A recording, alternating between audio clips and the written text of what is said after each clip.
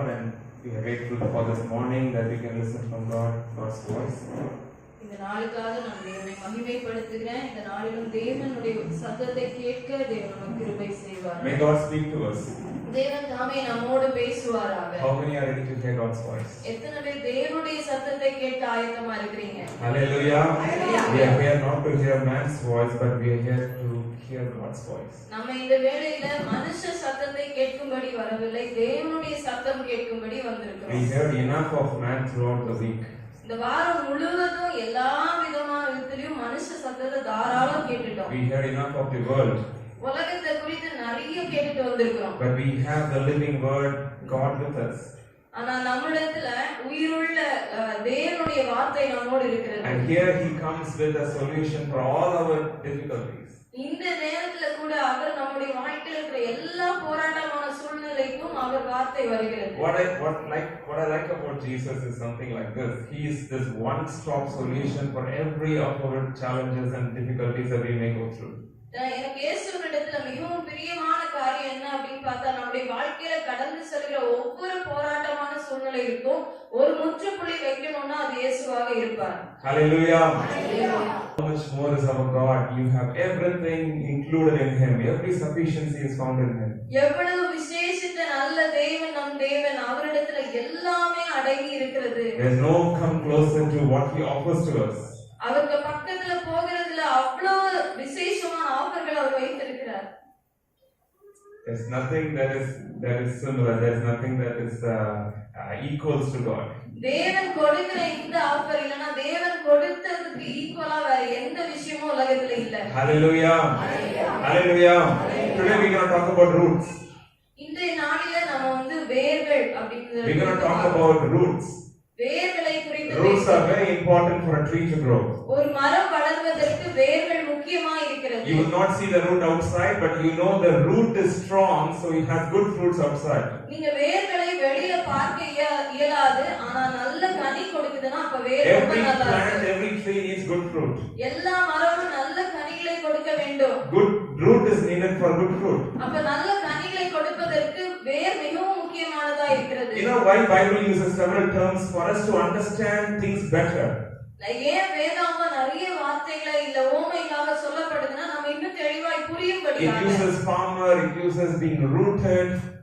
அந்த இடத்துல விவசாயி குறித்து சொல்லப்படும், இல்லனா வேர்களை குறித்து சொல்லப்படும். And for us to understand, we need to be rooted so deeply.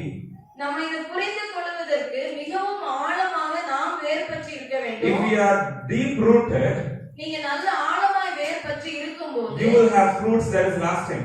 அது உங்களுக்கு நல்ல கனிகளை, நீடித்து இருக்கக்கூடிய கனிகளை கொடுக்கும். Hallelujah. If you wanted lasting fruits in your life, you need to be deep rooted. நல்ல நீடித்து இருக்கக்கூடிய இல்ல நிரந்தரமாய் கனி கொடுக்கிற வாழ்க்கை வேண்டுமானால் நான் ஆழமாக வேர் பற்றி இருக்க வேண்டும். If your roots aren't strong, strong winds can blow your tree down. நீங்க நல்ல ஆழமாய் வேர் பற்றவில்லை என்றால் உங்களுக்கு நேரிட்டு வருகிற போராட்டமான புயல் போன்ற காற்று ஈஸியா அடிச்சிட்டு போயிடும். Your tree is not going to withstand strong winds. அந்த மாதிரியான உங்களுடைய மரமானது நிக்காது, நிலையா இருக்காது. You need to have roots that has gone so deep through the soil and the ground there. உங்களுடைய வேர்களானது மிகவும் ஆழமாய் கடந்து சென்று நல்ல ஆழமா வேர் பற்றி நிக்கணும் மண்ணுக்குள்ளால. And then it will start to give fruits throughout the season. அப்ப எல்லாவித கால சூழ்நிலை எப்படி மாறினாலும் எப்போதுமே கனி கொடுக்கிற மரமாய் காணப்படுவோம். We want the fruits that is lasting. நமக்கு நீடித்து நிலையா இருக்கக்கூடிய கனிகள் தேவை. Hallelujah. We want things that is lasting.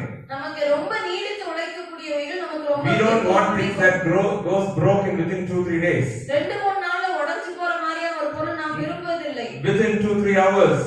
2-3 மணி நேரத்துல உடைஞ்சு போகிற. We want that fruit that's lasting for our whole life and forever. நம்முடைய வாழ்க்கை முழுவதும் நீடித்து இருக்கக்கூடிய நல்ல கனிகளை நாம் விரும்புறோம் எப்பவுமே. Hallelujah. 2 Kings chapter 19 verse 30 and 31.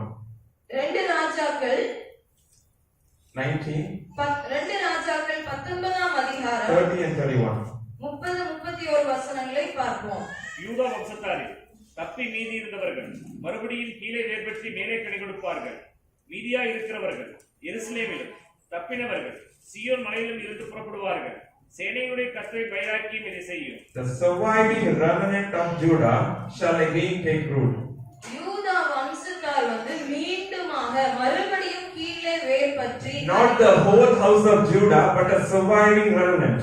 இந்த முழு யூதா வம்சத்தார் என்று சொல்லாமல் அங்கு தப்பி மீந்திருந்தவர்கள் என்று பார்க்கிறோம். Not every one of Judah is going to take root downward. எல்லா யூத ஜனங்களும் ஆழமாய் வேர் பற்ற போவதில்லை.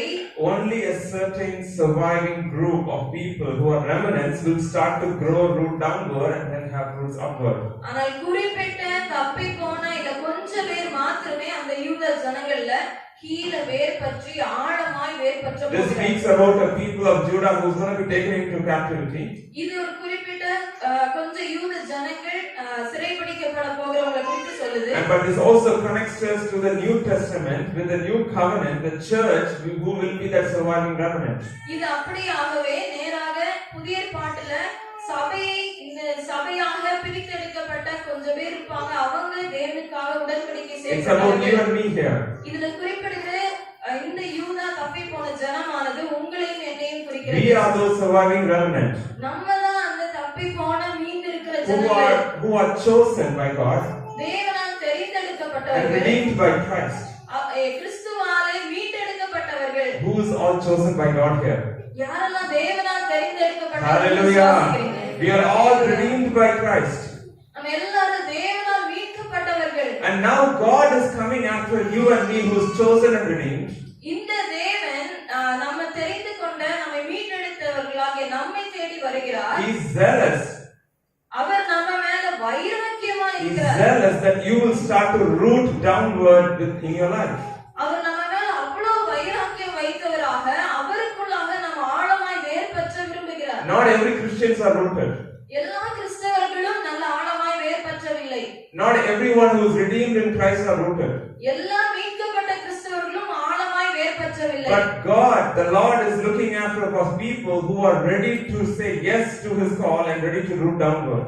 ஆனால் கர்த்தரானவர் பார்க்கிறார் யார் ஆயத்தமா இருக்கிறாங்க, ஆழமாய் வேர் பற்ற ஆயத்தமா இருக்கிறாங்க. நான் ஆண்டவரே நான் ஆயத்தமா இருக்கேன்னு சொல்லுகிறவர்களை If தேவன் you take பார்க்கிறார். life serious, you want to be rooted. உங்களுடைய வாழ்க்கையை நீங்க ரொம்ப கவனமா நடத்தணும்னு நினைச்சீங்கன்னா நீங்க நிச்சயமா ஆழமாய் All where of us பற்றுவீங்க. want to do well with life, do better in life, have well everything. எல்லாருக்கும் தங்கள் வாழ்க்கையில நல்லா கொண்டு போகணும், நல்லா வாழணும் என்ற ஆர்வம் உண்டு. But the problem is we get so unstable when difficult circumstances come. ஆனா பிரச்சனை எங்க அப்படின்னு பார்க்கும்போது நமக்கு ஒரு தடுமாற்ற சூழ்நிலைகள் வரும்போது நாமும் தடுமாறி The போகிறோம். tree starts to fall, the tree starts to lean backwards. அந்த மரமானது விழுந்து போகிறது, இல்லனா அப்படியே சரிந்து போகிறதாய் காணப்படுகிறது. That's what is called as backsliding. அதுதான் பின்னிட்டு திரும்பின ஒரு Many அனுபவம். Christians, we struggle with backsliding. We just don't like something and we just go backwards. நம்முடைய அநேக கிறிஸ்தவருடைய வாழ்க்கையில பார்க்கும்போதும் ஒரு காரியம் பிடிக்கவில்லை என்று சொல்லும்போது பின்னிட்டு திரும்பி போய்விடுகிறார்கள். Many don't take root. அநேகர் வேர் பற்றி நிற்பதை They விரும்புவதில்லை. don't think it's very important. அது ரொம்ப முக்கியம் நினைக்கிறது They இல்லை. don't think it's very serious business. அது ரொம்ப முக்கியமானது என்று கருதுவதில்லை. They just think life just goes on, we'll do what we can see and do the life as it goes. வாழ்க்கை அப்படியே கொண்டு போற மாதிரியே அப்படியே அடிச்சுட்டு போற மாதிரியே போயிட்டே இருப்போம் அப்படின்னு சொல்லி My father was talking about we just cannot expect God to do everything. அப்பா சொல்லிட்டு இருக்கும்போது எல்லாமே தேவன் செய்து முடிக்கணும்னு சொல்லி எதிர்பார்க்க முடியாது. Without doing our part, what can God do to us? நம்முடைய பகுதியை இல்ல நம்ம செய்ய வேண்டிய கடமைகளை செய்யாமல் எப்படி தேவனிடத்தில் He எதிர்பார்க்கலாம்? has great things placed for your life. தேவன் பெரிய காரியங்களை உங்களுக்காக வைத்திருக்கிறார். Marvelous, amazing things beyond our minds can think and comprehend. நாம சிந்திக்கிறதுக்கும் நினைக்கிறதுக்கும் அதிகமான பெரிய காரியங்களை தேவன் வைத்திருக்கிறார். But do we do our part? ஆனா நாம் செய்ய வேண்டிய கடமைகளை A செய்கிறோம். strong rooted tree will never fall in its whole being. ஒரு நல்ல வேர் பற்றி ஆழமாய் வேர் பற்றின ஒரு நபர் அதை முழுமையாய் செய்ய A நினைப்பார். wholehearted, rooted Christian is not going to fall till the end. இறுதி வரை நல்ல வேர் பற்றி நிற்கிறவர்கள் விழுந்து போவதில்லை. Hallelujah. Till the end, they are not going to be shaken. இறுதி வரை அவங்க எதுவுமே அசைக்க முடியாது. Let's read our very known verses from Psalms chapter 1, verse 1 to 3. நமக்கு நமக்கு அறிந்திருக்கிற தெரிந்த பகுதியான சங்கீதம் 1ஆம் சங்கீதத்தை 1 முதல் 3 வசனங்களை துன்மார்க்கருடைய வாசிப்போம். ஆலோசனையில் நடவாமலும் பாவிகளுடைய வழியில் இல்லாமலும் பரியாசக்காரர் உட்காரும் இடத்தில் உட்காராமலும் கர்த்தருடைய வேதத்தில் பிரியமாயிருந்து இரவும் பகலும் அவருடைய வேதத்தில் தியானமாய் இருக்கிற மனுஷன் பாக்கியவான். அவன் கால்களின் ஓரமாய் இடப்பட்டு தன் காலத்தில் தன் கனியை தந்து இலையுதிராக இருக்கிற மரத்தை போல் இருப்பான். அவன் செய்வதெல்லாம் வாய்க்கும். Okay, let's look at these verses. Take off your old glasses of knowing these verses very well. எல்லாருக்கும் இந்த சங்கீதம் நல்லா தெரியும்னு சொல்லி பார்க்கக்கூடிய அந்த கண்களை கொஞ்சம் மறைச்சு வச்சுட்டு Take their glasses off. அந்த கண்ணாடியை கழட்டி வச்சுட்டு And now look at it fresh. இது கொஞ்சம் வித்தியாசமா இன்னைக்கு புதுசா பார்க்கலாமே. God wants to speak to you through this verse. தேவன் இன்னைக்கு புதிதாக உங்களிடத்துல ஒரு காரியத்தை பேச விரும்புகிறார். If we lack the same things, we struggle with the same things, and God wants to re-emphasize things to us. நம்ம நிச்சயமாக அதே காரியங்களை தான் கடைபிடிக்காம இருந்து கொண்டிருப்போமா இருக்கலாம். ஆனா தேவன் ஒரு முக்கியமாக இதுல நம்மோடு பேச இன்றைக்கு மீண்டும் வந்திருக்கிறார். Blessed is the man who walks not in the counsel of the wicked. துன்மார்க்கருடைய ஆலோசனையில நடவாம இருக்கிறவன் வந்து பாக்கியவான். He doesn't stand in the ways of sinners. அவன் வந்து பாவிகளுடைய வழிகள்ல அவன் நிற்பதில்லை. He is not sitting in the seat of scoffers. அவன் வந்து இந்த பரிகாசக்காரருடைய இடத்துல போய் உட்கார மாட்டான். He doesn't walk, stand and sit. அவன் நடக்க மாட்டான், உட்கார மாட்டான், நிக்க மாட்டான். The only thing that is missing is that he doesn't sleep. அதுல ஒண்ணே ஒண்ணு தவறி போகுதுன்னு பார்த்தா அவன் தூங்க மாட்டான்றது மட்டும். All actions of our everyday, we stand, we sit and we walk. நம்ம நடப்போம், நம்ம உட்காருவோம், நம்ம நிச்சயமா நிற்போம். Right? And the verse says, in verse 2, it says, but his delight is going to be in the law of the Lord. ஆனால் 2ஆம் வசனத்துல பார்க்கிறோம், அவனுடைய மிகவும் பிரியமா இருக்கிற காரியம் கர்த்தருடைய வேதமா He is like a firmly planted tree, rooted downwards, planted by the streams of water. அவன் எப்படி இருக்கான் அப்படின்னு பார்த்தா மிகவும் ஆழமாக நல்ல வேர் பற்றி நிக்கிறான். பக்கத்துல நீரோடை பக்கத்துல நிக்கிறான். He is firmly rooted. அவன் ரொம்ப ஆழமா நிலையாய் வேர் பற்றி And then நிக்கிறான். he starts to bear fruits upwards in his own season. அது அவன் மேலாக கனி கொடுக்கிறான். ஒரு காலத்து சூழ்நிலைக்கு ஏத்த மாதிரி கனி கொடுக்கிறான். And its leaf does not wither. அவனுடைய இலைகள் உதிர்ந்து போவதில்லை. Hallelujah! What a beautiful promise of God. எவ்வளவு அழகான ஒரு வாக்குத்தத்தமாய் தேவன் கொடுத்திருக்கிறார். It says that I don't have to be fruiting always. எல்லா நேரத்திலும் கனி கொடுக்கணும் என்று சொல்லப்படவில்லை. Bible doesn't say that. வேதம் அப்படி சொல்லவில்லை. It says he will fruit in its own season. அங்க சொல்லும்போது தன் காலத்தில் தன் கனியை தந்து என்று சொல்லி பார்க்கிறோம். And it says a leaf, but the leaf doesn't grow with us, but it will stay green always. ஆனா அங்க குறிப்பிட்டு பார்க்கும்போது இலையானது எப்போதும் உதிர்ந்து போகாததா இருக்கிறது. That's the part of Christian life that we live. அப்படிப்பட்ட ஒரு கிறிஸ்தவ வாழ்க்கையில நாம வாழ்ந்து கொண்டிருக்கிறோம். No matter what, if you are in God's will, your leaves are not going to wither, it's going to stay green and fresh. எப்பேற்பட்ட சூழ்நிலையிலும் நீங்க தேவனுடைய திட்டத்துல தேவனுக்கு பிரியமாய் வாழ்ந்து கொண்டிருப்பீர்களானால் உங்களுடைய இலைகள் பச்சையாக உதிராததாக காணப்படும். Hallelujah! If you seek after what He has to tell you, your leaf is not going to fall. நீங்க தேவன் சொல்லுகிற காரியத்திற்காக வாஞ்சை விருப்பத்தோடு அவர் மேல தேடி போகும்போது உங்கள் இலைகள் உதிர்ந்து Your life will be glowing, it's green, it will be calm and composed. உங்களுடைய வாழ்க்கையானது எப்போதும் செழிப்பாக மலர்ந்ததாக பிரகாசிக்கிறதாக காணப்படும். That's why I always say our life is meant to be filled with peace and joy always. அதனாலதான் எப்பவுமே நம்முடைய வாழ்க்கை சமாதானமாகவும் சந்தோஷமாகவும் வாழ வேண்டிய வாழ்க்கை. Hallelujah!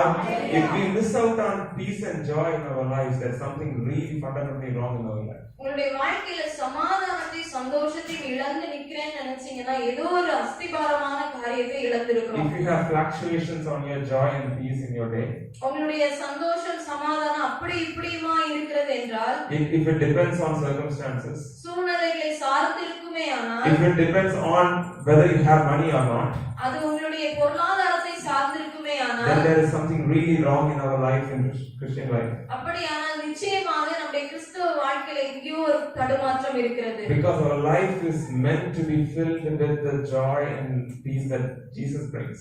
ஏனென்றால் நம்முடைய வாழ்க்கையானது கிறிஸ்து கொடுக்கக்கூடிய சந்தோஷத்திலும் சமாதானத்திலும் நிறைந்து வாழ வேண்டியதா இருக்கிறது. Hallelujah! The last part of verse 3. 3ஆம் வசனத்தின் கடைசி பகுதி, அவன் செய்வதெல்லாம் வாய்க்கும். In all that he does, he prospers. அவன் செய்கிற ஒவ்வொரு காரியத்திலும் அவன் அதுல செழிப்பை காண்பான். Isn't this something that we want to have, right? He does everything and everything prospers. இதுதான் நம்ம எல்லாருக்கும் வேணும்னு ஆசைப்படுவோம்ல. செய்கிற எல்லாத்துலயும் ஒரு செழிப்பை காண வேண்டும். Anything that I do, anything that I decide, anything that I invest, it will turn out very well. நான் என்ன செய்தாலும், நான் எதை கை வைத்தாலும், எதை நான் இன்வெஸ்ட் பண்ணாலும் அதுல ஒரு செழிப்பை நான் பார்க்கணும். Good investment, good returns. நல்ல இன்வெஸ்ட் பண்ணனா நல்ல ஒரு We want that, அறுவடை. right? We want such a prosperity to come upon everything that we do. நம்ம செய்கிற எல்லாத்துலயும் ஒரு நல்ல ஒரு செழிப்பை காணணும் தான் எல்லாரும் விரும்புகிறோம். But the verse here, prosperous, is not talking only about materialistic things. இந்த இடத்துல அந்த செழிப்பை குறிப்பிடும்போது ஏதோ பொருளாதாரத்தை மாத்திரம் குறிக்கவில்லை. It's not only talking about materialistic things here. இங்க ஏதோ பொருட்களை குறித்து மாத்திரம் பேசவில்லை. There should be a day that you realize all the money that you earn in this world is something which is monopoly. இந்த உலகத்துல நான் சம்பாதிக்கிற எல்லா விதமான பொருளாதாரமும் ஒரு நாள் மாயையா இருக்கிறது என்று காண முடியும். Okay, I have a game which is called as Monopoly. என்கிட்ட வந்து மோனோபாலி அப்படின்னு சொல்லுகிற ஒரு கேம் நான் I don't know வச்சிருக்கேன். if you know this game. உங்களுக்கு இந்த கேம் தெரியுமான்னு தெரியல. I personally don't like this game. எனக்கு தனிப்பட்ட ரீதியாக இந்த கேம் எனக்கு But பிடிக்காது. it comes with a chart like this. ஆனா அது கூட இப்படி ஒரு பெரிய சார்ட் ஒன்னு வரும். You have your dices, you have to start playing. உங்களுக்கு ஒரு டைஸ் கொடுத்திருப்பாங்க, அதை வச்சு நீங்க இத விளையாட And when you ஆரம்பிக்கலாம். start to play, you can buy houses, rent houses. விளையாடும் போது அதுல நீங்க வீடுகள் வாங்கலாம். விளையாட்டுக்குள்ளால Everything is transacted through fake money, fake printed money. அதுல வந்து ஒரு பொய்யான ஒரு பணம் அதுல கொடுக்கப்பட்டிருக்கும். அதை வைத்து நீங்க என்ன பண்ண முடியும்? இந்த கேம் விளையாட முடியும். You earn a lot, you build a lot, everything belongs to you. எல்லாமே நீங்க நிறைய வாங்கலாம், நிறைய சம்பாதிக்கலாம், நிறைய வீடெல்லாம் கட்டுவீங்க அதுல. You will get a lot of printed money, you will get like this much. நிறைய பிரிண்ட் பண்ணப்பட்ட ஒரு பணம் வந்து உங்க கையில கொடுத்திருப்பாங்க. But in the end, you just have to fold the paper and go off. ஆனா கடைசியாக இந்த பேப்பரை மொத்தமா மூடி வச்சுட்டு கேம் முடிஞ்சுன்னு போயிட You வேண்டியது. own nothing. நீங்க அதுல எதுவுமே சம்பாதிச்சிருக்க மாட்டீங்க. When an adult and child plays this game, ஒரு பெரியவரும் இல்ல ஒரு குழந்தையும் சேர்ந்து விளையாடுறாங்கன்னா, right, an adult don't care because he knows that it's all money that is going to be done when the game ends. ஒரு பெரியவங்க என்ன பண்ணுவாங்கன்னா அதை விளையாடும் போது இது சும்மா ஒரு விளையாட்டு தான், இந்த பணம் எதுவுமே நமக்கு செல்லாதுன்னு அவங்க So he புரிஞ்சுக்குவாங்க. lets the child to win even though he's going to lose, he thinks that it's of no value. அவங்க அந்த குழந்தை ஜெயிக்கட்டும், அந்த கேம் அவங்க வின் பண்ணட்டும்னு விட்டு கொடுப்பாங்க. ஏன்னா இதுல எந்த வித பிரயோஜனமும் எனக்கு இல்ல அப்படின்னு நினைப்பாங்க. All earthly money that we can have in this world is like monopoly. எல்லா விதமான உலகத்துல நம்ம சம்பாதிக்கிற பொருளாதாரம் எல்லாமே இப்படிப்பட்ட ஒரு மாயையான விளையாட்டா இருக்கிறது. Hallelujah. Hallelujah. Hallelujah. Hallelujah. The things that we strive after each day. ஒரு நாள் நாம ரொம்ப வாஞ்சிட்டு ஓடி தேடுறோம் இல்லையா, அது எல்லாமே மாயையா One day இருக்கு. God will come and he says the game is over. ஒரு நாள் தேவன் திரும்ப வரும்போது இந்த கேம் முடிஞ்சு, இந்த வாழ்க்கை முடிந்தது என்று சொல்லுவார். So prosper here, whatever he does, it's not talking only about the materialistic things. அப்ப இங்க செழிப்புன்னு குறிப்பிடும் போது அது ஏதோ உலக பிரகாரமான பொருளாதாரத்தை Then மாத்திரம் what is it குறிக்கவில்லை. talking about? அப்ப என்ன செழிப்பை குறித்து Jesus பேசுகிறது? was not the most richest man in earth while he was here. இயேசு உலகத்தில் வாழ்ந்தபோது இவர்தான் ரொம்ப உயர்ந்த பணக்காரர் என்று சொல்லப்படவில்லை. But he had everything sufficient. ஆனால் அவரிடம் எல்லாம் நிறைவாய் காணப்பட்டது. Sufficient blessings is what we need in our life. நம்முடைய வாழ்க்கையில எப்போதும் நிறைவான ஆசீர்வாதங்கள் தேவை. Hallelujah. He will give all our needs but not our wants. தேவன் நம்முடைய எல்லா தேவைகளையும் சந்திக்கிற நல்ல தேவனா இருக்கிறார். கேட்கிறதெல்லாம் கொடுப்பாருன்னு கிடையாது. If we understand this well, இத நம்ம நல்லா தெளிவா புரியுறோம் we என்றால் can be in so much joy and peace. நீங்க அதிகமான சந்தோஷத்துல He நிறைய will provide every need of you in its due time and he is never going to be late on it and you don't have to worry about anything. தம்முடைய காலத்துல அவர் கால தாமதமின்றி சரிவர உங்கள் தேவைகள் ஒவ்வொன்றையும் சந்திக்க வல்ல தேவனா இருக்கிறார். Hallelujah. Hallelujah. If at all we crave after the right things. நம்ம சரியான தேவைக்கு நேராய் நம்முடைய மனது இருக்குமே. Adam, when he was created, ஆதாம் படைக்கப்பட்ட போது right, he didn't ask God for any of the things that he had after. அவனுக்கு எதெல்லாம் வேணும்னு சொல்லிட்டு அவன் கேட்கவே இல்லை. He didn't ask God for anything. அவன் எதுவுமே ஆண்டவர்கிட்ட கேட்கவே இல்லை. He didn't ask God for food, clothing, wife, housing. அவன் எந்த விதத்திலயும் எனக்கு ஒரு நல்ல வீடு, நல்ல ஒரு மனைவி, ஒரு குடும்பம் இல்ல துணி, இது எதுவுமே கேட்கல. He came with a very bad clothing and God said, this is not so fitting for you, I'll get you a better clothing. அவன் ஒரு ரொம்ப மோசமான ட்ரெஸ் போட்டுட்டு வந்திருந்தப்போ இது உனக்கு சரியா இல்லப்பா உனக்கு நல்ல துணி தரேன்னு ஆண்டவர் தான் 2 தீர்மானித்தார். நாளா காஞ்சி போயிருந்தா உனக்கு நல்ல துணியா போட்டு தரேன்னு சொல்லி அவன் என்ன பண்றாரு, உடனே ஃபிக்ஸ் பண்றாரு. He didn't ask for it. அது எங்கேயுமே ஆதாம் கேட்கவே இல்லை ஆண்டவர்ட்ட. He didn't ask for a job, but he gave it. அவன் எந்த ஒரு வேலை வேணும்னு கேட்கவே இல்லை, ஆனா தேவன் கொடுத்தார். He also didn't ask for a wife, but he God gave it. எனக்கு ஒரு நல்ல மனைவி வேணும்னு கூட அவன் கேட்கவே இல்லை, ஆனா தேவன் கொடுத்தார். God gave everything even before he asked. தேவன் கேட்பதற்கு முன்பாகவே எல்லாம் கொடுத்து விடுகிறார். Hallelujah. If we believe God loves me so much as he did Adam, தேவன் ஆதாமை எவ்வளவு நேசித்தாரோ அதே போலவே என்னையும் நேசிக்கிறார் என விசுவாசித்தால் then everything will be given to you. அப்படியான நிச்சயமா எல்லாமே உங்களுக்கு You are கொடுக்கப்படுகிறது. not going to be in debt. நீங்க எந்த கடனிலும் இருக்க போவதில்லை. The struggle that you are today, it's not always going to be there. இன்றைக்கு போராடி கொண்டிருக்கிற அந்த போராட்டமானது நிரந்தரமானது அல்ல. The thing that we miss out is the trust and faith that we can have on God's love. நாம தேவன் மேல வைக்க வேண்டிய விசுவாசத்தையும் நம்பிக்கையும் இழந்ததுதான் இந்த பிரச்சனைகளுக்கு காரணமாக Matthew இருக்கிறது. chapter 6 verse 31-32. மத்தேயு 6ஆம் அதிகாரம் 31-32 வசனம். ஆகையால் எண்ணத்தை உண்போம், எண்ணத்தை குடிப்போம், எண்ணத்தை உடுப்போம் என்று கவலைப்படாதிருங்கள். இவைகளெல்லாம் அஞ்ஞானிகள் நாடி தேடுகிறார்கள். இவைகளெல்லாம் உங்களுக்கு வேண்டியவர்கள் என்று உங்கள் பரமபிதா அறிந்திருக்கிறார். முதலாவது தேவனுடைய ராஜ்யத்தையும் அவருடைய நீதியையும் தேடுங்கள், அப்பொழுது இவைகள் எல்லாம் உங்களுக்கு கூட கொடுக்கப்படும். Verse 32 it says, the Gentiles are seeking after all these things. What can I eat? What can I drink? What can I wear? 32ஆம் வசனத்துல பார்க்கும்போது அஞ்ஞானிகள் புறஜாதிகள் என்ன சாப்பிடுவோம் எதை உடுப்போம்னு சொல்லி அதுக்கு கவலைப்பட்டு ஓடுறாங்க. But your heavenly Father who have loved you with the everlasting love, he knows what you need. ஆனால் உங்கள் மேல அநாதி சிநேகத்தை வைத்த ஜீவனுள்ள பரலோகத்தின் தேவன் உங்களுக்கு எது தேவை என்பதை We அறிந்திருக்கிறார். just lose our faith and our eyes and our trust on him, on the heavenly Father, and then we start to toil. நம்முடைய கண்கள் நம்முடைய விசுவாசம் நம்முடைய நம்பிக்கை எல்லாம் அவரை சார்ந்து அவரை பார்க்காமல் போனதினாலே பல போராட்டங்கள்ல நம்ம மூழ்கி He போகிறோம். knows what you need. உங்களுக்கு எது தேவை என்று அவர் Do you அறிந்திருக்கிறார். think God doesn't know what you need? நீங்க நினைக்கிறீங்களா கர்த்தருக்கு உங்களுக்கு என்ன தேவைன்னு தெரியாம Do you இருக்கிறாரு? think God is not aware of your situations? உங்களுடைய சூழ்நிலை புரியாமல் இருக்கிறாருன்னு நினைக்கிறீங்களா? He is ready to give you enough and deliver you out of every situation that you might face. தேவன் உங்களுக்கு அபரிமிதமாய் கொடுக்கவும் உங்களை அந்த சூழ்நிலையிலிருந்து வெளியே கொண்டு வரவும் வல்ல தேவனாய் And இருக்கிறார். that's the promise. Whatever you do, you will prosper. அதுதான் அங்கே கொடுக்கப்பட்ட வாக்குத்தத்தமாய் இருக்கிறது. அவன் செய்வதெல்லாம் வாய்க்கும். But if you start to take roots, you will see every prosperity in your life. ஆனால் நீங்கள் வேர் பற்றி ஆழமாய் வேர் பற்றும் போதுதான் இந்த எல்லா காரியத்திலும் வாய்க்கிற காரியத்தை நீங்க பார்க்க முடியும். God says all of these can be yours. This is all for you. இவைகள் அனைத்தும் உன்னுடையதாக இருக்கிறது என தேவன் அன்பாய் You சொல்லுகிறார். know, the last time Satan, in last week's Bible study, we also looked at how Satan said, all of these belongs to me.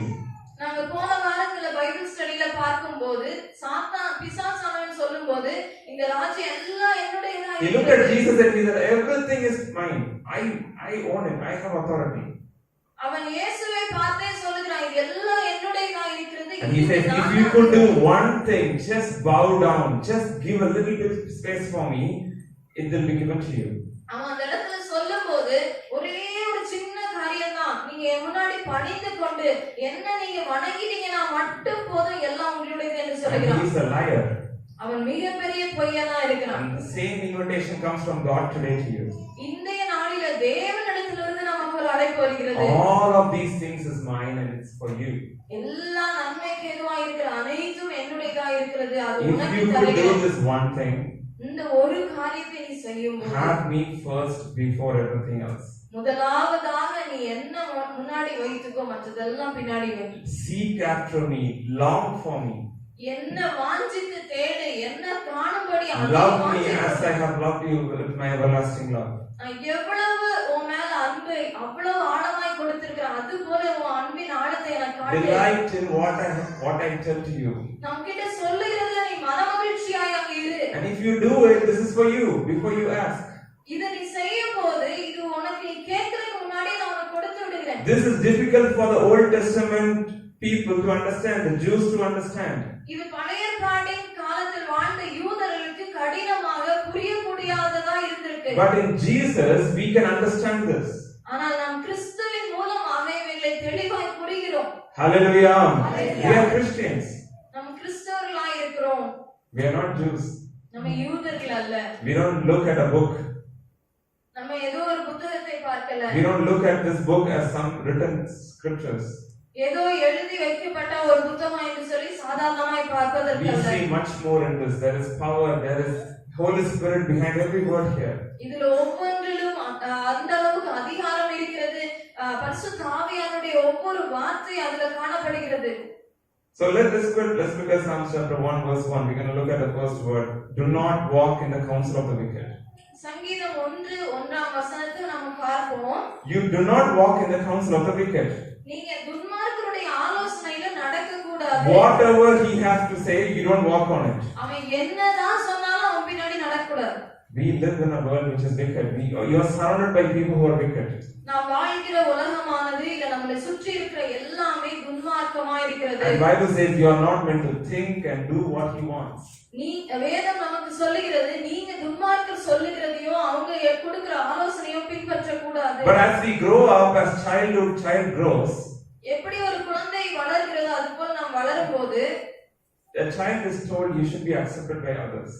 ஒரு குழந்தைக்கு சொல்லி கொடுக்கிற காரியம் எல்லாரும் உன்னை ஏற்றுக்கொள்ற மாதிரி நடந்துக்கோ. There is so much concern about what does others think of me. உன்னை பத்தி எல்லாரும் என்ன நினைப்பாங்க அப்படின்றது அதிகமா. What do they think of you? Do they think well of you or do they think bad of you? உன்னை பத்தி என்ன நினைப்பாங்க? நல்லதா நினைப்பாங்களா மோசமான பிள்ளைன்னு நினைப்பாங்களா? Do they think that you are a good leader? உன்னை ஒரு நல்ல லீடர்னு நினைப்பாங்களா? Right? And then if you don't keep up to the expectations, you look so messy, you look so miserable. ஐயோ நீ அவங்க எதிர்பார்க்கிற அளவுக்கு நீ நிக்கல அப்படின்னா நீ ரொம்ப மோசமான கேவலமான இடத்துல இருக்கேன்னு பாப்பாங்க. Let's say someone said, come on, be a man, don't be a coward. புருஷனா இரு, ஒரு கோழையா இருக்காதன்னு சொல்லுவாங்க. திடீர்னு ஒரு குழந்தைய பார்த்து நீ கோலமா நடக்கிறடா, ஒரு பையன் மாதிரி இருடா அப்படின்னு சொல்லி சீவி பேசிட்டான்னு வைங்க. கிளாஸ்ல நடக்குது இல்ல போற இடத்துல என்னடா இருக்கு கோலத்தனமா இருக்கிற, ஒரு ஆண் எப்படி இருக்கணும் அப்படி இருடான்னு சொல்லிட்டு போயிட்டாங்க. உடனே என்ன தோணும்? நான் என்னவா இருக்கணும்? நல்ல ஒரு ஆணா இருக்கணும். தேவனா ஆண்மையா நான் என்ன பண்ணணும்? காட்டணும். அவன் உடனே என்ன செய்வான்? அவனுக்கு முன்னாடி இருக்கிற எக்ஸாம்பிள் அப்படியே ஃபாலோ பண்ணுவான். முன்னாடி எப்படி ஆணா இருக்கணும்னு சொல்லி காட்டுறாங்களோ அதை அப்படியே செஞ்சு பார்ப்பான். தப்பு பண்ணனா தப்பு பண்ணுவான். அவன் அதிகாரத்தை எதிர்த்து பேசணும்னா என்ன பண்ணுவான்? அதிகாரத்தை எதிர்த்து பேசினாதான் என்னது? நம்ம ஆணா இருக்கணும்னு காட்டுறோம். கோபமா இருக்கிறதா ஆணா இருக்கிறதுன்னு அர்த்தத்தை அவன் காட்டி கொடுப்பான். நம்மளும் அதை செஞ்சு பார்ப்போம். வளர வளர வளர இப்படிதான் நிறைய தீய பழக்க வழக்கங்கள் எல்லாம் இது நம்மளுக்கு உருவாகுது. நீ கோலமா இருக்காத, ஆணா இரு, நீ இப்படி இருக்காத, இப்படி இருன்னு சொல்லி சுத்தி இருக்கிறவங்க சொல்றது ஆலோசனை இல்லையா? The counsel of the wicked. துன்மார்க்கருடைய ஆலோசனை என்று சொல்லி பார்க்கிறோம். And even after being born again, we are not set free from these things. நம்ம மீண்டுமாக புதிதாய் பிறந்தவர்களாய் மாறின பின்பாகவும் இந்த மாதிரியான We want to please others somehow want to be accepted by others. எப்படியாவது மற்றவங்களை பிரியப்படுத்தணும், அவங்க என்னை ஏற்றுக்கொள்ளணும்ன்றதுக்காக நம்ம வாழ்க்கை. Or be living a life that I want to be a man, not be a coward. இல்ல ஒருவேளை நான் நல்ல ஒரு பையனா இல்ல ஒரு புருஷனா நான் நல்ல திடனா இருக்கணும், ஒரு கோழையா இருக்க கூடாது. Everyone has to accept me. எல்லாரும் என்னை ஏற்றுக்கொள்ளணும். My colleagues, my friends have to accept me. My family have to accept me. I cannot live without their approval. எனக்கு கூட இருக்கிறவங்க, எனக்கு கூட வேலை பார்க்கறவங்க, என் ஃப்ரெண்ட்ஸ், என்னுடைய சொந்த பந்தங்கள் எல்லாம் என்னை ஏற்றுக்கொள்ளணுமே. And second thing, he doesn't stand in the way of sinners. இரண்டாவது காரியம் பார்க்கும்போது பாவிகளுடைய வழியில் நிற்க மாட்டார். There is a way for sinners. ஒரு பாவிகளுக்குன்னே ஒரு வழி இருக்கு. There is a way that sinners go. Majority of the people will go. முக்காவாசி ஜனங்கள் அந்த இடத்துல தான் அந்த பாவிகளுடைய வழியில தான் போயிட்டே இருப்பாங்க. Each and every human being have conscience in their heart. ஒவ்வொரு மனிதனுக்கு உள்ளத்திலயும் ஒரு மனசாட்சின்னு ஒரு காரியம் இருக்கு. Everyone has it. எல்லாருக்கும் அது காணப்படுது. And you are meant not to violate it. நீங்க உங்களுடைய அந்த மனசாட்சிக்கு விரோதமா எதிர்த்து நிற்க கூடாது. You are not meant to violate it. அதை நீங்க எதிர்த்து நிற்க கூடாது. Your conscience continue to speak, hey, don't do this. This is wrong. உங்களுடைய மனசாட்சியானது எப்போதும் சொல்லிக் கொண்டிருக்கிறது, இதை செய்யாத, இதை If you பண்ணாத. do this is going to hurt someone. இதை செய்தனா யாரையோ புண்படுத்த போகிறது. It's going to either hurt God or someone. நீ ஒண்ணு தேவனை புண்படுத்துவே, இல்லனா யாரோ ஒரு மனுஷனை கஷ்டப்படுத்த போற. You know, but the way of the sinners, what do they say? They say, I don't care. ஆனா இந்த பாவிகளுடைய வழியானது என்ன தெரியுமா சொல்லுவாங்க? அத பத்தி எனக்கு கவலை இல்லன்னு போயிட்டே இருப்பாங்க. They say, I don't care what my conscience says, I will do what I want to do. மனசாட்சி என்ன சொல்றது அதெல்லாம் நான் கேட்க முடியாது, எனக்கு பிடிச்ச மாதிரி நான் But வாழ்வேன். Bible says, if you neglect this conscience and stand in the way of the sinners, you will fail. ஆனால் வேதம் சொல்லுகிறது, இந்த மனசாட்சிக்கு விரோதமாய் நீங்கள் எதிர்த்து நின்று பாவம் செய்யும் போது நீங்க அந்த பாவிகளுடைய வழியில நிக்கிறீங்க. Don't violate conscience. மனசாட்சிக்கு விரோதமாக பாவம் செய்யாதீங்க. It's like someone who fails, in a class. Let's say someone goes from 5th standard to 6th standard. இப்போ ஒரு கிளாஸ்ல ஒரு 5ஆம் வகுப்புல இருந்து 6ஆம் வகுப்புக்கு ஒரு பிள்ளை It's போகுது. a very big step. You enter into high school, you start to wear pants or chudidar. ஒரு 6ஆம் கிளாஸ் போறாங்க அப்படின்றப்போ அவங்க கொஞ்சம் நல்ல மேற்படிக்கு வர்றாங்க, பேண்ட் போட வேண்டியிருக்கும் இல்ல சுடிதார் போட வேண்டியிருக்கும். But all of a sudden you failed in one of your exams in 5th standard. ஆனா நீங்க 5ஆம் வகுப்புல ஒரு சப்ஜெக்ட்ல fail ஆயிடுறீங்க. And you start to sit in the same 5th standard while your friends is going to the next class. மீண்டுமாக அதே 5ஆம் வகுப்புல உட்கார Isn't வச்சிருக்காங்க. it so ashamed to stay in the same place? அதே 5ஆம் வகுப்புல உட்கார வச்சிருக்காங்க. ஃப்ரெண்ட்ஸ் எல்லாரும் வந்து 6ஆம் வகுப்புக்குள்ள போயிடுறாங்க. எவ்வளவு பெரிய வெட்கம் இல்லையா? You stay in the same place, and that's how it will be when you violate your conscience. அப்படியாகவே எவ்வளவு அது ஒரு வெட்கத்தை ஏற்படுத்துகிறதோ அது போல நீங்க மனசாட்சிக்கு விரோதமாய் நிற்கும் போதும் அவ்வளவு பெரிய ஒரு வெட்கத்திற்குள்ளாய் கடந்து செல்ல வேண்டியிருக்கும். Hallelujah. Hallelujah. Are we following? நம்ம எல்லாம் பின்பற்றி வருகிறோமா? The third thing, மூன்றாம் காரியம், he doesn't sit in the seat of scoffers.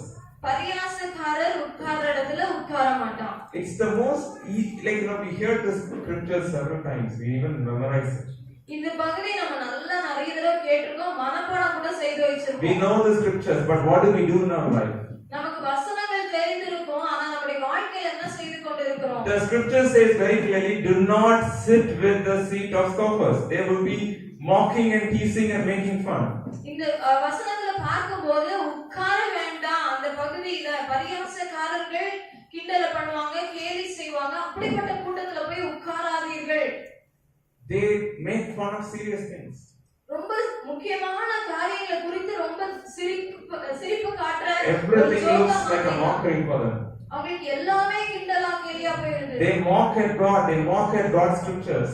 தேவனை பார்த்து பரியாசம் செய்வாங்க, தேவனுடைய வார்த்தைகளுக்கு விரோதமாய் பரியாசம் But செய்வாங்க. a blessed man doesn't let himself to sit here because he is not interested in that affair. ஆனால் தேவனுடைய வேதத்துல பிரியமா இருக்கிற அந்த மனுஷன் இந்த மாதிரி பரியாசக்காரர் கூட்டத்துல உட்கார்றதை வெறுக்கிறான். He just move away from that scene.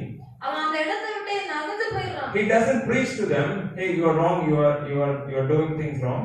அவன் நின்னு நீ செய்யற தப்பு, இப்படி பண்ணக்கூடாதுன்னு சொல்லி But கொடுக்கல. he doesn't stay there. He move away from that. அவன் இருக்கவே மாட்டான், அந்த இடத்தை விட்டே நகர்ந்துடுறான். Right? You want to be rooted. A rooted man does all these things. இந்த வேர் பற்றி நிலையாக ஆழமாய் வேர் பற்றவன் இப்படிப்பட்ட காரியங்களை செய்து This month's promise word. இந்த மாதத்தின் வாக்குத்தத்த வசனம் தெரியும் இல்லையா? Right? Songs of Solomon. உன்னத பாட்டின் புத்தகம். Let's turn to Songs of Solomon chapter 6. உன்னத பாட்டு 6ஆம் அதிகாரம். I like that word. என் நேசர் என்னுடையவர், நான் அவருடையவள், அவர் லீலி புஷ்பங்களுக்குள்ளே மேய்கிறார். He is my beloved. My beloved belongs to me. அவர் என் நேசர், அவர் எனக்கு சொந்தமானவர். I belong to him and he belongs to me. நான் அவருக்கு சொந்தமானவள், அவர் எனக்கு சொந்தமானவர். How much can I practice that? எவ்வளவாக நான் அதை என் வாழ்க்கையில கடைபிடிக்க If you முடியும்? want to have that experience in your life, you have to be rooted. அப்படியாக ஒரு வாழ்க்கை நான் வாழ வேண்டுமானால் நான் மிகவும் ஆழமாய் வேர் பற்றி If இருக்க you வேண்டும். want to say he is my beloved, you need to be rooted downward. நீங்க அவர் என்னுடைய நேசர் என்று நான் சொல்ல விரும்பினால் நான் கீழே ஆழமாய் வேர் பற்றி இருக்க If வேண்டும். you don't have any roots and if you start to say he is mine, he will say I don't know you. நான் ஆழமாய் வேர் பற்றாம இருந்துட்டு அவர் என்னுடையவர், அவர் எனக்கு பிரியமானவர் எவ்வளவு சொன்னாலும் அவர் உங்களை பார்த்து எனக்கு ஒண்ணு தெரியாதேன்னு சொல்லிடுவார். So scriptures and promises are very beautiful, but if I don't do my part, அதனால தேவனுடைய வார்த்தையிலும் தேவனுடைய வசனமும் மிகவும் முக்கியமானதாக ஆழமாய் இருக்க வேண்டிய காரியமா இருக்கு. let's change. Let's give space for him. தேவனுக்கான ஒரு இடத்தை கொடுப்போம், அவருக்கு கொடுக்க வேண்டிய முதல் பகுதியை கொடுப்போம். If our roots are deep within who he is, of who Jesus is, கிறிஸ்து யார் என்று சொல்லி ஆழமாய் நாம் வேர் பற்றி இருப்போம். and if your delight only comes from him, அவர்ல மட்டும்தான் எனக்கு மனமகிழ்ச்சி என்று If சொல்லுவோம் your meditation is about who He is day and night, அவர் யார் என்று சொல்லி அறிந்து கொள்கிற ஆர்வத்தோடு காலையும் மாலையும் நான் இருப்பமே if ஆனால் your day starts with meditating who Jesus is, ஒரு நாள் தொடங்கும் போதே கர்த்தர் யார் என்று அறியும்படியாய் ஆர்வம் கொள்ளும் if போது you start to look at the scriptures and then take the living word that comes out of it, அந்த வேதத்தை நீங்க திறந்து அதிலிருந்து ஆழமான உயிருள்ள வார்த்தைகள் புறப்பட்டு வருகிறதை காணும் போது you will be that fruit, you will be that tree that fruits its in its own season and the leaf that never withers. நீங்க அந்த கனி கொடுக்கிற மரமாக தன் தன் காலத்தில் தன் தன் கனியை கொடுக்கிற மரமாய் செழிப்பா இருப்பீங்க. Hallelujah. Hallelujah. You are all sorted with this one solution, that is Jesus. உங்க எல்லாருக்கும் இருக்கிற எல்லா பிரச்சனைகளுக்கும் ஒரே பதில் இயேசுவா இருக்கிறார். Just touch your head and think, what is all going on in your mind. உங்க தலையை லைட்டா தொட்டு பாருங்களேன், என்னெல்லாம் என் தலையில ஓடிட்டு இருக்கு. Sometimes my head feels warm. சில நேரங்கள்ல என் தலையை தொட்டு பார்த்தா சூடா இருக்கும். I don't know if it's heat, it's hot because of the atmosphere, or is it what's going on inside? இல்ல அது வந்து என்னோட உடம்புல ஏற்பட்ட அந்த சூடு தன்மையினால வருதா இல்ல என் தலையில அதிக திங்கிங் ஓடிட்டு இருக்கான்னு தெரியல. Sometimes the head gets so hot. ரொம்ப சூடா இருக்கும் தலை சில நேரம். So much worries and thinking and touching and connecting dots, everything. அநேக விதமான போராட்ட சிந்தனைகள் இதுவா அதுவான்னு சிந்திக்கிற பல காரியங்கள் We தலையில worry, we try to say, can I do this way? Oh, that's not going to work out. Do I have the money? No, I don't have the money. You think a lot, right? நம்ம இதை இப்படி செஞ்சுக்கலாமா, உலக பிரகாரமா இப்படி மாத்திரலாமா, இல்ல நான் எனக்கு பணம் இதுக்கு பத்துமா, பல காரியங்களை சிந்தித்துக் கொண்டு இருக்கிறோம். But your solution is in only one place. ஆனால் உங்களுக்கு ஒரே பதில் ஒரே இடத்துல மட்டும்தான். And the solution is what I am preaching today. அதுக்கான பதில் வந்து நான் இன்னைக்கு சொல்லிட்டு இருக்க சத்தியத்தில் இருக்கிறது. There is nowhere you will find any solution for your things that's going on inside you. உங்களுக்கு வேற எங்கேயும் எந்த இடத்திலும் உங்க தலையில ஓடிட்டு இருக்கிற அந்த பிரச்சனைகளுக்கு மார்க்கமே உண்டாகுவதில்லை. Hallelujah. It's only through Him in His word we will find every life. இது முற்றிலுமாக அவராலே அவருடைய வார்த்தையாலே மாத்திரமே மாற்ற In முடியும். the New Testament, word of God is not the same as how people understood in the Old Testament. புதிய பாட்டுல பார்க்கும்போது இந்த தேவனுடைய கற்பனைகள்ல மனமகிழ்ச்சியா இருக்கிறது என்பது பழைய பாட்டுல சொன்னது போல புதிய பாட்டுல காணப்படாது. In the New Testament, there is no word which says read and meditate. புதிய பாட்டுல எங்கேயுமே வந்து நீ வாசித்து தியானி என்று சொல்லப்பட்டிருக்காது. But there is a big difference that happens from the old to the new. ஆனா இங்க ஒரு பெரிய மாற்றத்தை பழைய பாட்டுல இருந்து புதிய பாட்டுல The பார்க்கிறோம். word of God that was present in the Old Testament has become flesh in the New Testament. இங்க பழைய பாட்டுல தேவனுடைய வார்த்தை என்பது கையில இருந்த அந்த பொருளா இருந்தது. இப்பொழுது புதிய பாட்டுல தேவன் தாமே அது மாம்சமாய் கடந்து It வருகிறது. become flesh. அது மாம்சமாய் Word மாறினது. of God become flesh in Jesus. கர்த்தருடைய வார்த்தையானது இயேசுவின் நிமித்தமாக மாம்சமாய் மாறினது. That's what John chapter 1 verse 1 and 14 says. யோவான் 1ஆம் அதிகாரம் 1ஆம் வசனமும் 14ஆம் வசனமும் அதுதான் You are சொல்லுது. meant to meditate and delight in Jesus day and night. நீங்க நித்தமும் காலையும் மாலையும் எப்பொழுதுமே உங்களுடைய மனமகிழ்ச்சி ஆராய்ந்து பார்ப்பது இயேசுவுக்குள்ளாக. The glory that is in the new covenant in Jesus is far more superior than the old covenant. கிறிஸ்துவுக்குள்ளாக ஏற்படுத்தப்பட்ட அந்த வாக்குறுதியானது அந்த உடன்படிக்கையானது அவருக்குள்ள மகிழ்ச்சியா இருப்பது என்று சொல்வது பழைய பாட்டு காலத்தில் காட்டிலும் மிகப்பெரிய விஷயமா இருக்கிறது. Hallelujah. The glory is far more superior. அந்த மகிமையானது மிகவும் மேன்மையுள்ளதா இருக்கிறது. The covenant that is made with you and me with the blood of Jesus is way more superior and glorious than the old one. அவருடைய இரத்தத்தால உங்களுக்கும் எனக்கும் கொடுக்கப்பட்டதான அந்த உடன்படிக்கை ஏற்படுத்தப்பட்ட உடன்படிக்கையானது பழைய பாட்டுல சொன்னதை காட்டிலும் மிகவும் உயர்ந்ததா So இருக்கிறது. the new covenant Christians we are today, நம்ம எல்லாரும் புது உடன்படிக்கையின் கிறிஸ்தவர்களா இருக்கிறோம். we want to be rooted in Jesus. நம்ம எல்லாரும் கிறிஸ்துவுக்குள்ளாக வேர்பற்ற வேண்டும். We are rooted in this far more superior light glory. நம்ம எல்லாவற்றை காட்டிலும் மகிமையில சிறந்து பிரகாசிக்கிற அந்த உடன்படிக்கையில நம்ம ஆழமா இருக்க வேண்டும். That will bring about far more fruit in our season and the leaves that are with us. அதுவே நமக்கு எப்போதும் தன் காலத்தில் தன் கனியை கொடுக்கிறதாகவும் இலை உதிராத ஒரு மரமாகவும் வளர உதவி செய்யும். Hallelujah. Sometimes we ask someone recently, what do you like more, Old Testament or New Testament? இப்ப கொஞ்ச நாளைக்கு முன்னாடி நாங்க ஒரு கிட்ட கேட்டிருந்தோம், உங்களுக்கு பழைய ஏற்பாடு பிடிக்குமா புதிய ஏற்பாடு பிடிக்குமான்னு கேட்டிருந்தோம். Honestly, many think Old Testament is more fun to read. நிறைய பேர் வந்து பழைய ஏற்பாடு ரொம்ப நல்லா வாசிக்கிறதுக்கு நல்லா இருக்குன்னு நினைப்பாங்க. There's more adventurous stories, killing and moving and fighting. அதுல நிறைய ஒரு சண்டை போடுறது, அதுல ஒரு பெரிய அசைவு, என்ன நடந்துச்சுன்னு தெரியற மாதிரி நிறைய கதைகள் இருக்கு. And I say it's very important. It's for a reason that is given in this book. It's very important, but the old covenant is abolished. அது நிச்சயமாக தேவை. அது இங்க வேதத்துல கொடுக்கப்பட்டிருக்கிறது ரொம்ப பிரதானமா நம்ம படிக்க வேண்டிய பகுதி தான். ஆனா பழைய ஏற்பாட்டின் உடன்படிக்கையானது உடைந்து போனது. It is the ministry, the covenant that is over. It's no more. It's valid. அந்த பழைய ஏற்பாட்டுல சொல்லப்பட்ட உடன்படிக்கை, ஏற்படுத்தப்பட்ட உடன்படிக்கை இனிமேல் செல்லாது என்று சொல்லி அது நிறுத்தப்படுகிறது. Let's read 2 Corinthians chapter 3 verse 7 till 11. 2 கொரிந்தியர் 3ஆம் அதிகாரம் Verse 7 till 11. 3ஆம் அதிகாரம் எழுத்துக்களினால் எழுதப்பட்டு கற்பனைகளில் பதித்திருந்த மனத்துக்கு ஏதுவான ஊழியத்தை செய்த மோசேயினுடைய முகத்தில் மகிமை பிரகாசம் உண்டானபடியால் இஸ்ரவேல் புத்திரர் அவன் முகத்தை நோக்கி பார்க்க கூடாது என்றார்களே. ஒளிந்து போகிற மகிமையுடைய அந்த ஊழியம் அப்படிப்பட்ட மகிமையுள்ளதாய் இருந்தால் ஆவிக்குரிய ஊழியம் எவ்வளவு அதிக மகிமையுள்ளதாய் இருக்கும். ஆக்கின தீர்ப்பு கொடுக்கும் ஊழியம் மகிமையுள்ளதாய் இருந்தால் நீதியை கொடுக்கும் ஊழியம் அதிக மகிமையுள்ளதாய் இருக்குமே.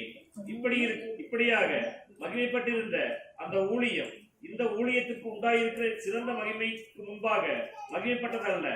அன்றியும் ஒளிந்து போவதே மகிமையுள்ளதாய் இருந்ததானால் நிலைத்திருப்பது அதிக மகிமையுள்ளதாய் இருக்குமே. Okay, it's a bit difficult to understand. இது கொஞ்சம் புரியல கடினமா There இருக்கலாம். is many difficult words that is used. அதுல அதிக கடினமான வார்த்தைகள் But let me பயன்படுத்திக்கலாம். give you a little gist of it.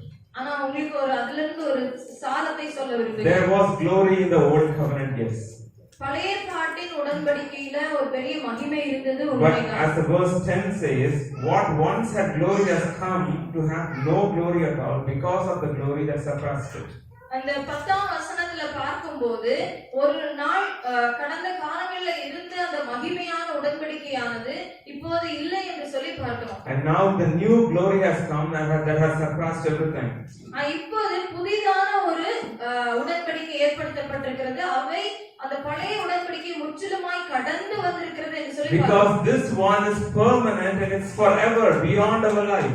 ஏனென்றால் இந்த புதிய உடன்படிக்கையானது நிலைத்திருக்கக்கூடியதாய் எப்போதும் நம் This வாழ்க்கையில் இருக்கக்கூடியது. permanent new covenant that is made with you is forever in heaven.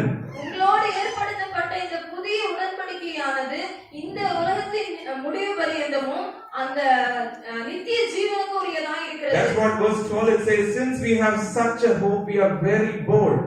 12ஆம் வசனம் அதான் இப்படி சொல்லுது. இப்படிப்பட்ட நம்பிக்கை நாம் இருக்கிறனால அதிக தைரியமாக நம்ம We வாழ்கிறோம். are very bold and hopeful in this life. நாம் அதிக திடனோடு தைரியத்தோடு இந்த உலக வாழ்க்கை வாழ முடியும். Hallelujah. Not being wary due to our situations, we can be so much hopeful and be very bold in this life. நம்ம இந்த உலகத்துக்கு ஏற்ற மாதிரி அங்கேயும் இங்கேயும் அலைந்து போகிறவர்களாக இராதபடிக்கு நிலையான தைரியமான வாழ்க்கையை இந்த புது உடன்படிக்கை நமக்கு ஏற்படுத்துகிறது. But what is important to happen here is, ஆனால் முக்கியமான காரியம் என்ன we are நடக்கணும்னா still talking about being rooted. நம்ம இன்னுமே அந்த ஆழமாய் வேர் பற்றுகிறதை குறித்து And I பேசிட்டு said not everyone is rooted. நான் சொல்லியிருந்தேன் எல்லா கிறிஸ்தவர்களும் ஆழமாய் வேர் பற்றுவதில்லை. There is only countable number of people who can be rooted, and God wants everyone to be rooted here. ஆனால் குறிப்பிட்ட சில பேர்கள் மட்டுமே ஆழமாய் வேர் பற்றி இருப்பாங்க. இன்னைக்கு தேவன் நம்மை அழைக்கிறார். And God says you have to be rooted in me, in this hope that I have shown you. தேவன் இடத்துல சொல்லும்போது நான் கொடுத்திருக்கிற இந்த புதிய உடன்படிக்கையில இந்த புதிய நம்பிக்கையில நீ ஆழமாய் வேர் பெற்று. And Moses had a veil on his face because he cannot see this glory in Mount Sinai. மோசேக்கு அந்த இடத்துல முகத்தை மூடி வைத்திருந்தார் என்று சொல்லி பார்க்கிறோம். ஏன்னா சீனாய் மலையில தேவனுடைய மகிமையை காண முடியவில்லை. Even for that glory he cannot see with his. தேவனுடைய மகிமையை காண்பதற்கு அவனுக்கு ஒரு முகத்துல ஒரு திரை வைக்கணும்ன்ற நிலைமை இருந்தது. And let's read verse 14 and 15. 14-15 வசனம் அவர்களுடைய வாசிக்கலாம். மனது கடினப்பட்டது. இந்நாள் வரைக்கும் பழைய ஏற்பாடு வாசிக்கப்படுகையில் அந்த முக்காடு நீங்காமல் இருக்கிறது. அது கிறிஸ்துவினாலே நீக்கப்படுகிறது. Only through Christ is taken away. இந்த முக்காடு இல்லனா முகத்தை மூடி இருக்கிற அந்த தன்மையானது கிறிஸ்துவினாலே மாத்திரம் நடக்கிறது. The veil have to be removed so we can see this glorious image of Jesus. நமக்கு அந்த திரையானது நீக்கப்பட வேண்டும், அப்பதான் அந்த கிறிஸ்துவின் மகிமையை காண முடியும். Verse 15. மோசேயின் ஆகமங்கள் வாசிக்கப்படும் போது இந்நாள் வரைக்கும் முக்காடு அவர்கள் இதயத்தின் மேல் இருந்ததே. Even till today, if we start to read the scriptures and you think, oh, what is it about? Why is it saying it's all just verses and empty words? இப்போது வரைக்குமே இந்த வார்த்தைகள்லாம் படிக்கும், இது என்ன சொல்லுது, இது என்னது, இது என்ன சாதாரண வார்த்தைகள் தான் அப்படின்னு சொல்லுகிற I ஒரு don't திரை. see anything so hopeful, so let's read the favorite nice words. எதுவுமே நம்பிக்கைக்குரிய வார்த்தைகளா இல்ல, சரி பிடிச்ச நல்ல நமக்கு தெரிஞ்ச வசனங்களை மட்டும் கொஞ்சம் வாசிப்போம். But the scripture says, 16. அவர்கள் கர்த்தரிடத்தில் மனம் திரும்பும் போது But when one turns to the Lord, the veil is removed. ஆனா இந்த இடத்துல பார்க்கும்போது 16ஆம் வசனத்துல ஒருத்தர் மனம் திரும்பும் போது, கர்த்தரிடத்துல மனம் திரும்பும் போது, But a man who is ready to turn to the Lord, எந்த ஒரு தனி நபர் தேவனிடமாய் திரும்பும் போது, Jesus is ready to remove the veil. இயேசுவானவர் உங்களுக்கு முன்னாடி இருக்கிற அந்த திரையை நீக்க வல்லவராய் The இருக்கிறார். Spirit God, Jesus Spirit is ready to take the veil off of you. இந்த ஆவியாய் இருக்கக்கூடிய தேவனானவர் உங்களுக்கு முன்னாடி இருக்கிற அந்த திரையை நீக்க வல்லவராய் But இருக்கிறார். if one turns to the Lord, the veil is removed. ஆனா அந்த ஒரு நபர் கர்த்தரிடத்துல மனம் திரும்பினால் மாத்திரமே இது நடக்கிறது. And verse 17. கர்த்தரே ஆவியானவர், கர்த்தருடைய ஆவி எங்கேயோ அங்கே விடுதலையும் உண்டு. Now the Lord is the Spirit, and where the Spirit of the Lord is, there is freedom. இப்போ கர்த்தர் தாமே ஆவியாய் இருக்கிறார். கர்த்தருடைய ஆவி எங்கே இருக்கிறதோ அங்க விடுதலை இருக்கும். If one turns to the Lord, if one turns to the Lord who is Spirit, எந்த ஒரு நபர் தேவனிடமாய் திரும்புகிறாரோ, எந்த நபர் அந்த தேவன் ஆவியாய் இருக்கிற தேவனிடத்தில் திரும்புகிறாரோ, if he turns to the Spirit, if he gives space to the Spirit, Holy Spirit, அவர் மனம் திரும்பி, அந்த நபர் மனம் திரும்பி தேவனுக்கு, தேவ ஆவியானவருக்கு இடம் கொடுக்கும் போது, he will find freedom. அவர் அந்த இடத்துல ஒரு பெரிய விடுதலை அந்த நபர் காண்பார். He will be rooted downwards. அந்த நபர் தேவனில் ஆழமாய் வேர் பற்றுவார். If one turns, ஒரு நபர் திரும்பினால், and you have to be turning to the Holy Spirit, the word of the Holy Spirit, the voice of Him. நீங்க திரும்பும் போது தேவ ஆவியானவருக்கு, பரிசுத்த ஆவியானவரிடத்துல திரும்ப வேண்டும். அவருடைய வார்த்தை, அந்த சத்தத்தை கேட்கும்படியாய் திரும்ப வேண்டும். And if you can meditate and find delight in Jesus. அதே நேரத்துல நீங்க தேவனுடைய வார்த்தையில கிறிஸ்துவில் மனமகிழ்ச்சியாய் காண்பீர்கள். How to meditate in Jesus? எப்படி கிறிஸ்துவில் நான் தியானிக்க முடியும்? Meditate on the cross.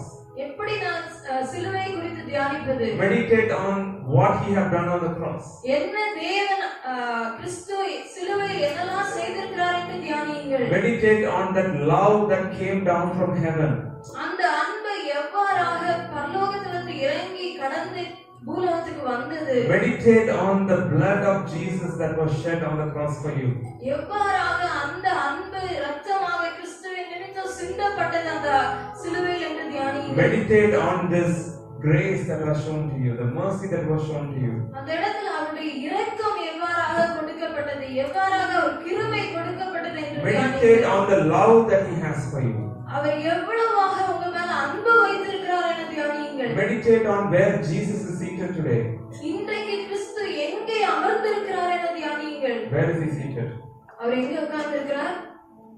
கிறிஸ்து எங்கே உட்கார்ந்திருக்கிறார்? In our hearts, but also in heaven, in the right hand of God. நம்முடைய இருதயத்தில் நிச்சயமாய் தங்கி இருக்கிறார். பிதாவின் வலது பார்சத்தில் வீற்றிருக்கிறார். And that's the same place where you and I is also seated with Him in the heavenly places with Jesus. அதே போலவே நீங்களும் நானும் அவருக்கு அருகில நாம உட்கார வைக்கிற, இயேசுவோடு அமர வைக்கிற ஒரு பாக்கியம் பெற்றவர்களாய் In Mark chapter 16:19, மார்க் 16ஆம் அதிகாரம் 19ஆம் வசனம். we're going to finish soon. நாம் சீக்கிரமாக முடிப்போம். இவ்விதமாய் கர்த்தர் அவர்களுடனே பேசின பின்பு பரலோகத்துக்கு எடுத்துக்கொள்ளப்பட்டு தேவனுடைய வலது பார்சத்தில் உட்கார்ந்தார். Yes, we see Lord Jesus was taken up to heaven and He sat down at the right hand of God. கர்த்தர் இயேசுவானவர் விதமாய் அவர் பரலோகத்துக்கு எடுத்துக்கொள்ளப்பட்டு பிதாவின் வலது பார்சத்திலே உட்கார்ந்தார் என்று சொல்லி பார்க்கிறோம். And he didn't sit there alone. அவர் அங்க போய் தனியா உட்கார்ல. And He also led us to sit with Him. அவர் நம்மளையும் அவரோடு அருகில் அமரும்படி அழைத்தார். In Ephesians chapter 2 verse 6. எபேசியர் 2ஆம் அதிகாரம் 6ஆம் வசனம். எபேசியர் 2 கிறிஸ்து இயேசுவுக்குள் அவர் அதிகாரம் நம்மிடத்தில் வைத்த தயவினாலே நம்முடைய கிருபையின் மகா மேன்மையான ஐஸ்வர்யத்தை வருங்காலங்களில் விளங்க செய்வதற்காக இயேசு கிறிஸ்துவுக்குள் நம்மை அவரோடு கூட எழுப்பி உன்னதங்களிலே அவரோடு கூட உட்காரவும் செய்தார். He has raised up with him and seated us with him in the heavenly places in Christ. தேவன் உங்களையும் என்னையும் இயேசு கிறிஸ்துவோடு கூட எழுப்பி அவரோடு கூட உன்னதங்களிலே உட்காரும்படியாகவும் வைக்கிறார். It's a very different life that you and I can live. ஒரு வித்தியாசமான வேறுபட்ட ஒரு வாழ்க்கை நீங்களும் A நானும் வாழ life that முடியும். is far more glorious and far more, beautiful. You can live this life with so much hope and boldness. இது ஒரு வித்தியாசமான மகிமை நிறைந்த ஒரு உன்னத அனுபவத்தில் கொண்டு செல்லுகிற ஒரு நீங்களும் நானும் நினைக்காத ஒரு வாழ்க்கை அது. If you could meditate and find delight in Jesus, who is this Word of God, உங்களால கிறிஸ்து யார் என்று சொல்லி வேதத்தில் ஆராய்ந்து பார்த்து அதுல மனமகிழ்ச்சியா இருக்க முடியுமே ஆனால் you will get to know Him. நீங்க அவர் அதிகமாய் அறிவீர்கள். You will get to know what He wants you to do in your life. உங்களுடைய வாழ்க்கையில் அவர் என்ன செய்ய இருக்கிறார் என்பதை அதிகமாய் அவரை You குறித்து will அறிவீர்கள். start to find wisdom in your daily things. உங்களுடைய ஒவ்வொரு அன்றாட காரியத்திலும் ஞானத்தை காண்பீர்கள். He will only let you prosper and never let you down. ஒரு இடத்தில் அவர் உங்களுக்கு செழிப்பையும் எழுந்து நின்று கட்டுதலையும் தருவார். He கீழே will தள்ள help. மாட்டார். He will give you the power to overcome. அவர் உங்களுக்கு அந்த வல்லமையை தருவார் ஒவ்வொரு காரியத்தை மேற்கொள்வதற்கு. Power to overcome temptations and the devil, the challenges in life. உலகத்தில் காணப்படுகிற எல்லா விதமான சோதனைகளுக்கும் பிசாசின் தந்திரங்களுக்கும் தேவன் உங்களை விலக்கி He is காத்தருளுவார். not a God who says, "Oh, because you have chosen me, I am not going to give you food and shelter." நீ என்ன தெரிந்து கொண்ட அதனால நான் இனிமேல் உனக்கு சாப்பாடும் எதுவும் தர மாட்டேன்னு சொல்ல மாட்டார் ஆண்டவர். You have put me first, so I am not going to give you food. நீ என்ன முதல்ல வச்சிருக்க அதனால உனக்கு நீ சாப்பாடு தர மாட்டேன்னு சொல்ல மாட்டார். He is not going to say that.